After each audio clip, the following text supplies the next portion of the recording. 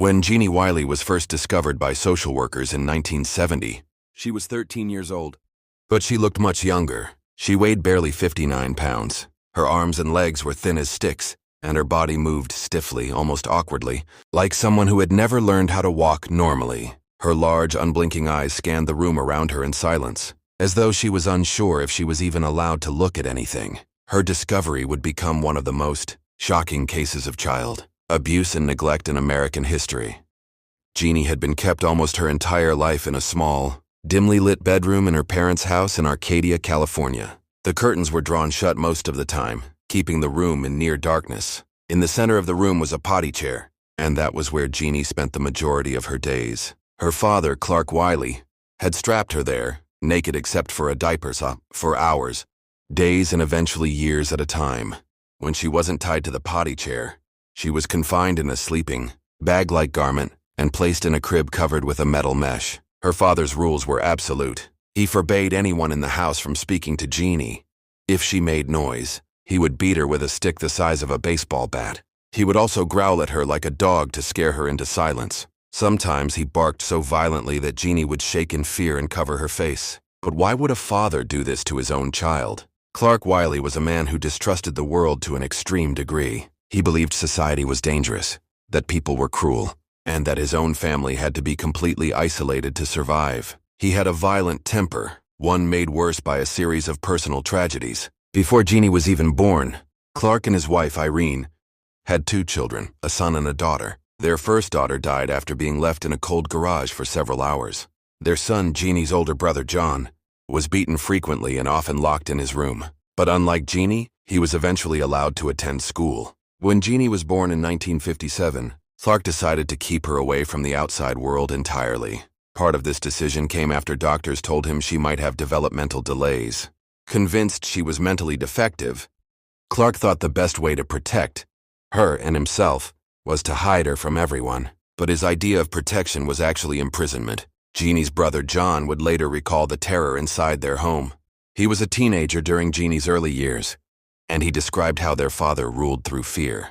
If John tried to speak to his little sister, Clark would slam him against the wall or threaten to kill him. Eventually, John learned to keep quiet, just like everyone else in the house. Sometimes, John would pass Genie's room and hear only the faint creak of the potty chair as she shifted her weight. There were no toys, no books, nothing to hold in her hands except the straps that kept her bound.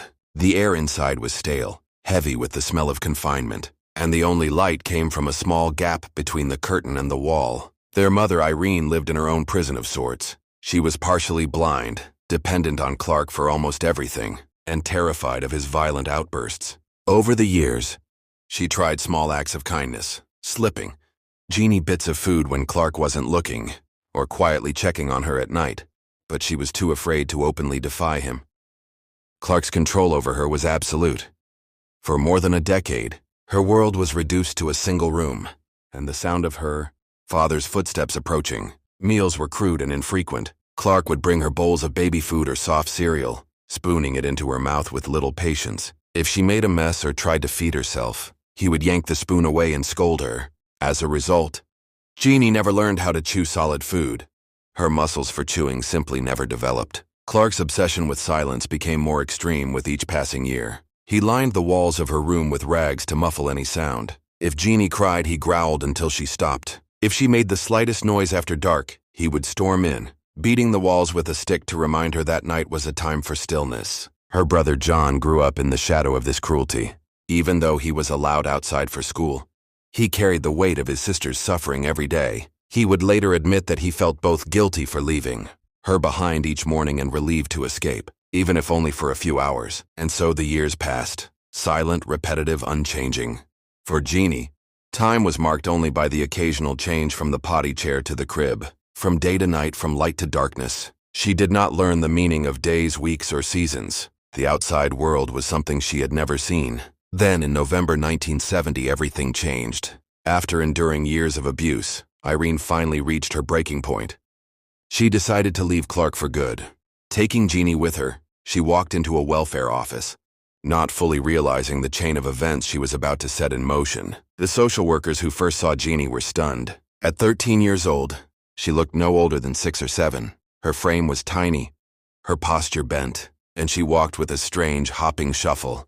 She could barely speak. Her vocabulary consisted of only a few words, mostly simple nouns and negative phrases like stop and no more. It was clear to everyone that this was no ordinary case of neglect. This was something far deeper, far more disturbing. Within hours, police were called, and Genie was taken into protective custody. At the hospital, Genie was immediately placed under observation. Doctors and psychologists gathered, unsure what they would find. She had the body of a fragile child, the blank stare of someone who had never been allowed to see the world, and the movements of someone who had been confined for far too long. She couldn't speak, not even a single word. Her vocal cords seemed unused, her language skills non-existent. The only sounds she made were high-pitched whimpers, like a wounded animal unsure of its surroundings. The first evaluation shocked even the most experienced professionals. Genie didn't understand simple instructions. She had no concept of social interaction. She didn't seem to know what to do with everyday objects. A ball, a cup, or a pencil meant nothing to her. Her physical examination revealed years of neglect. She had trouble walking because her muscles were underdeveloped. Her hands trembled when she tried to grip something. Her eyes darted nervously, avoiding contact with anyone who came too close. Her case became an urgent project for the medical and psychological team. They knew they were not just treating a neglected child. They were witnessing one of the most extreme cases of social isolation in history. Slowly, small signs of progress began to emerge. With gentle guidance, Genie learned to point at objects she wanted. She began responding to simple commands, although her responses were awkward and delayed. She started to smile occasionally, a faint reminder that somewhere inside her was a human being longing to connect. But progress came with challenges. Her traumatic past had left deep scars. She would sometimes become frightened for no reason, curling into a ball and covering her face with her hands. Loud noises made her flinch violently. Still, the team pressed on. Every day was a small step forward, teaching her how to hold a spoon, how to walk without dragging her feet, how to make sounds that could one day become words. For the first time in her life, Genie experienced kindness. People spoke to her softly. They touched her without hurting her. They smiled when she achieved something, no matter how small. And slowly, very slowly, she began to understand. The world could be more than a dark room and a locked chair. At first, Genie's hospital stay felt like the start of a miracle. The team of specialists, doctors, linguists, psychologists, all seemed determined to help her rebuild the life she had never known. She learned how to walk more steadily. She could now chew food. She even began to string together small, simple words, though her grammar never followed the normal rules. For the researchers, Genie was more than a patient. She was an unprecedented scientific opportunity, a living test of the critical period hypothesis in language development. They wanted to know, could a human learn to fully speak after missing the normal window for language acquisition? The attention around her case grew. Cameras rolled, articles were written, and more experts wanted access to her. Soon, Genie's life became a tug-of-war. The researchers needed her for studies and experiments. The therapists wanted more time to focus on her emotional recovery. Some accused others of using her more as a research subject than as a child in need of care. Disagreements between the scientists became heated. Some believed she needed a stable, permanent home environment to thrive. Others argued that removing her from the research program too soon would waste a once-in-a-lifetime chance to gather data. Genie, caught in the middle, didn't understand the politics swirling around her. She had started to smile more, to reach out to people, to enjoy simple pleasures like music and soft toys. But her environment shifted constantly. Foster homes, temporary placements, back to the hospital, making it hard for her progress to remain steady. The research had its breakthroughs. She developed a larger vocabulary, learned sign language for communication, and began expressing her needs more clearly. Yet the constant changes and lack of a single, stable caregiver began to undo some of her progress. Her emotional needs were often overshadowed by the scientific goals.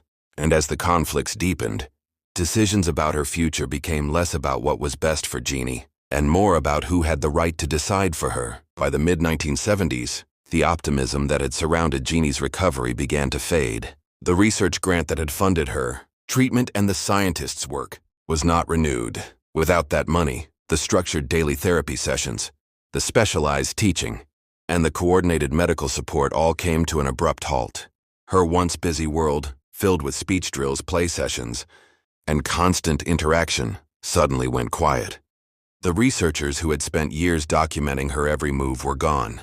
Some tried to keep in touch, but without funding. There was no formal program to keep her development on track. Worse still, the disputes over her care left her without a stable, loving home. She was moved into a series of foster placements, many of which were poorly suited to her unique needs. In some of them, she reportedly suffered further mistreatment. The effects were devastating. Genie stopped speaking almost entirely.